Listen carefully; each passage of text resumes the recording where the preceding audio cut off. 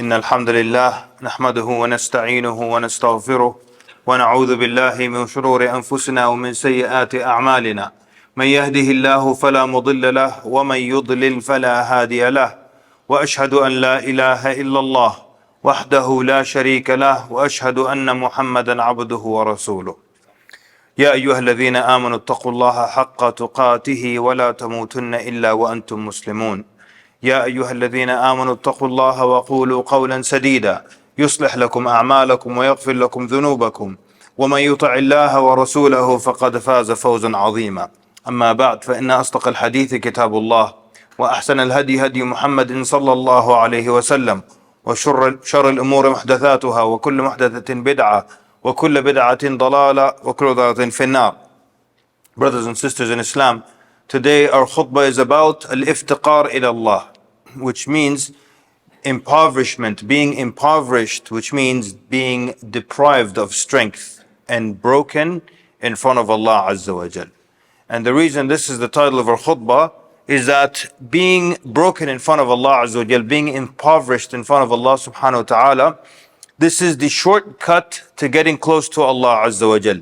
It is a way to have your du'as answered. It is a characteristic of the prophets and the righteous, and it is the source of strength of the believer. As much as you are weak with Allah Azza wa Jal, you become strong. And as much as you show strength with Allah Azza wa Jal, in front of Allah Azza wa Jal, as much as you will become weak. Examples from the Quran: Qarun, who was the rich man from the people of Musa. قال إنما أوتيته على علم عندي. He said, this wealth of mine, I got it because of my intelligence, my knowledge, my know-how. What was the result? He lost all of it. Iblis, he said, قال أنا خير منه. He said, I am better than him. He became the worst of Allah's creation.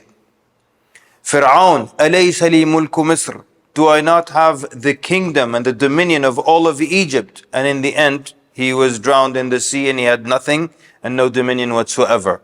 The advisors of Bilqis, the queen of Sheba, قالوا نحن أولو قوة. They said, we are powerful, but they were not as powerful as Sulaiman alayhi salam. So the question is, when is the believer strong? You look in the Quran, Allah subhanahu wa ta'ala says, وَلَقَدْ نَصَرَكُمُ اللَّهُ بِبَدْرٍ وَأَنْتُمْ أَذِلَّةٌ. Allah Azza wa Jal gave you victory at Badr. When you were a small group, a minority, you were the smaller group, and Allah subhanahu wa ta'ala gave you victory. And when you know and you look at the story of Badr, you see the victory was a powerful victory. It took an hour and they destroyed the enemy that was 3 times larger.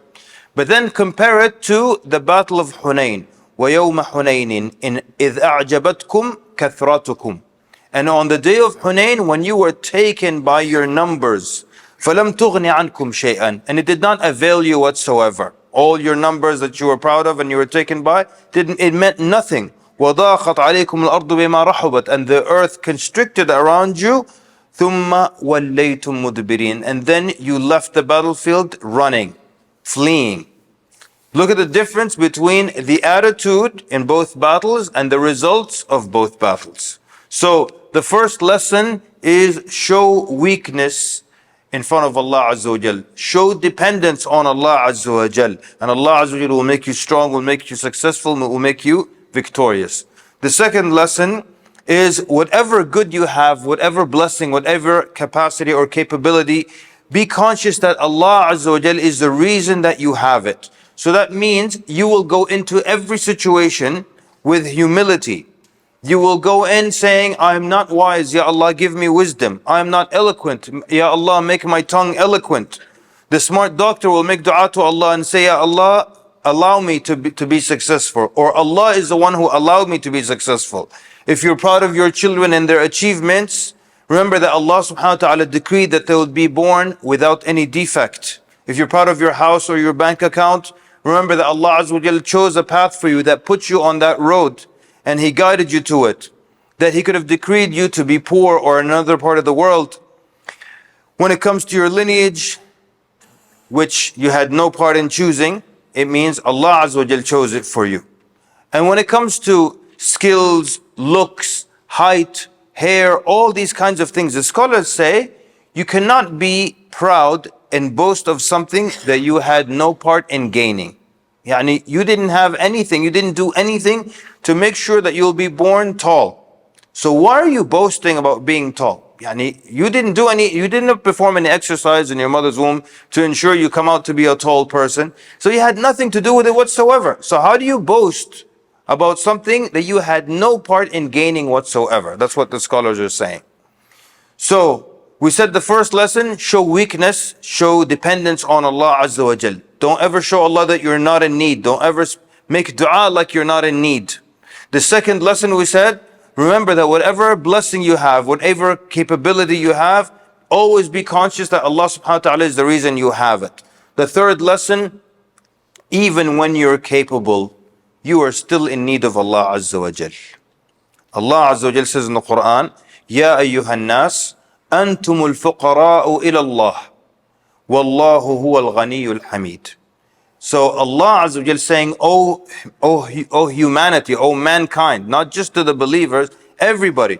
You are the ones who are in need of Allah subhanahu wa ta'ala. And Allah Azza wa Jal, He is the one who is self-sufficient. He is the one who is worthy of praise.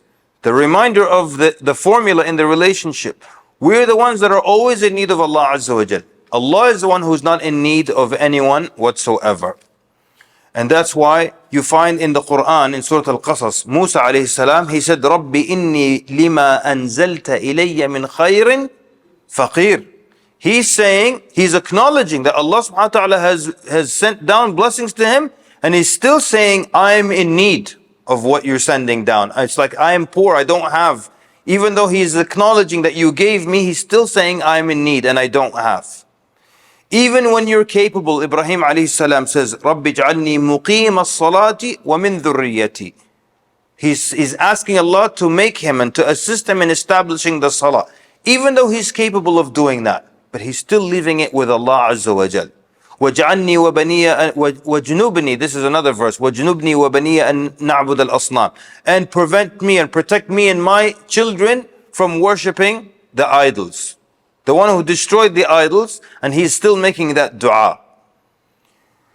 And we see this in the du'as that we mentioned in the morning. We make dua to Allah subhanahu wa ta'ala ending with وَلَا تَكِلْنِي إِلَى نَفْسِي طَرْفَةَ عَيْنٍ. Do not leave me like to my own abilities or to my own power, not even the blink of an eye. Like, I want you, Ya Allah, to be in charge of my affairs the whole time. And never leave me to my own vices, to my own strength, not even for the blink of an eye. Harun al-Rashid, famously, he was the Khalifa, and when he was on his deathbed, he was making dua to Allah and he was showing that he's broken. Even though he had a powerful kingdom and he had a lot of strength, but when at this moment, when he's calling Allah Azza wa Jal, he said, Ya man la yazulu mulku, irham al-yawma man qad zala mulku.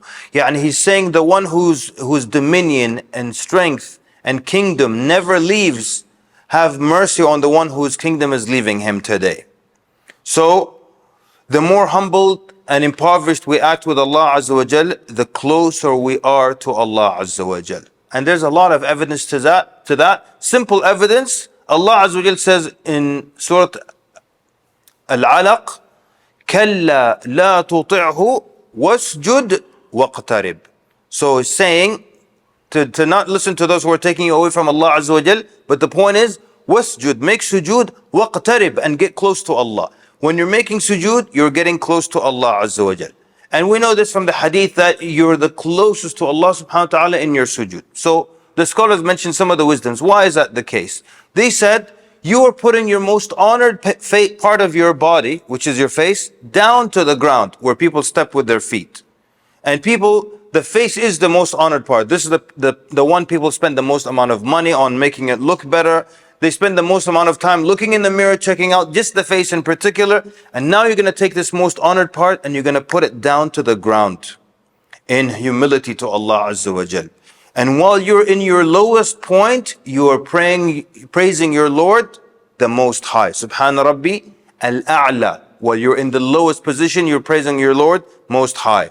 So you're acknowledging and you're being reminded that you're in the lower position and Allah subhanahu wa ta'ala is always in the highest position. أقول قولي هذا وأستغفر الله العظيم لي ولكم من جميع الذنوب فاستغفروه فَيَا فَوْزَ الْمُسْتَغْفِرِينَ. Ask Allah Azza wa Jal for His forgiveness. Indeed, those who ask for His forgiveness shall prosper.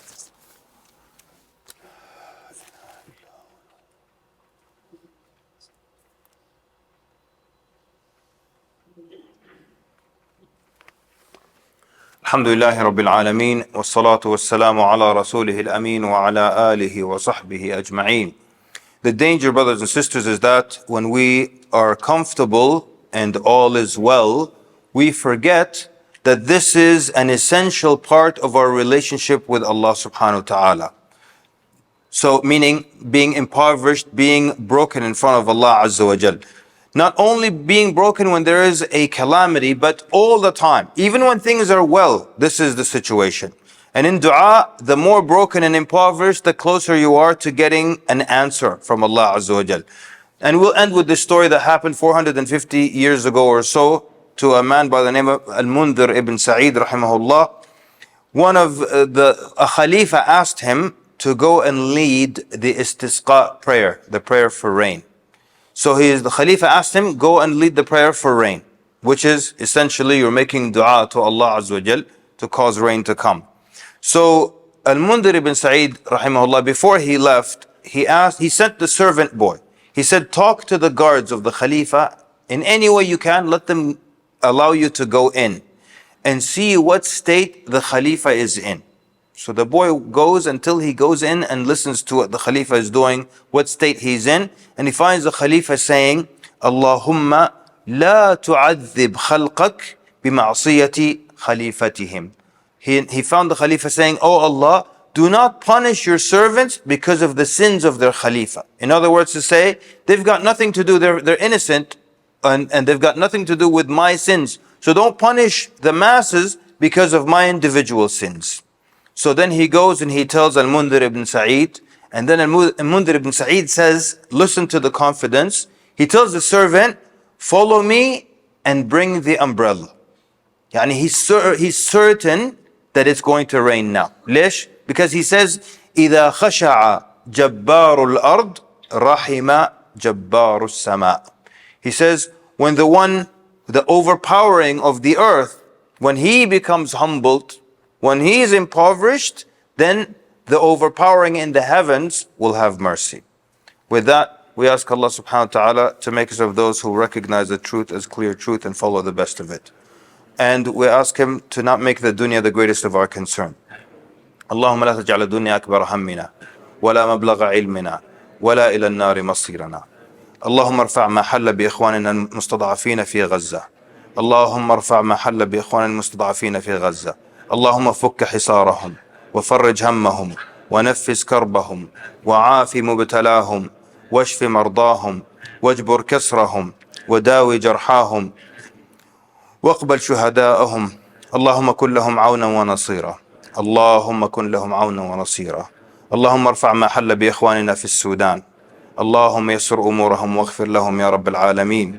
اللهم أبرم لأمة الإسلام أمرا رشدا يعز فيه أهل طاعتك ويهدى فيه أهل معصيتك ويؤمر فيه بالمعروف وينهى فيه عن المنكر يا سميع الدعاء. وصلى اللهم وبارك على مبعوث رحمة للعالمين وعلى آله وصحبه أجمعين. وقوموا إلى صلاتكم يرحمكم الله.